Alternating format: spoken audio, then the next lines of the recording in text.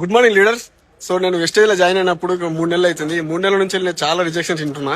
చాలా మంది ఒకటే మాట మాట్లాడుతారు. ఏం మాట్లాడుతున్నారు అంటే వెస్టేజ్ ఫేక్, మేము ఆల్రెడీ చేసినాము చూసినాము. సరే చేసినాము, ఎవరు చేసిరు? చేసిన వాళ్ళు ఆనే ఉన్నారు, చూసిన వాళ్ళు ఆనే ఉన్నారు. ఇప్పుడు మన లీడర్స్ ఉన్నారు, ఈ లీడర్స్ మాట మాకు సార్ ఇందాము. నేను చాలా మంది వింటున్నా, మా ఇంటి పక్క ఆయన చేసిండు, ఆయన చేసిండు, ఏమంటారు? వేస్ట్ అది.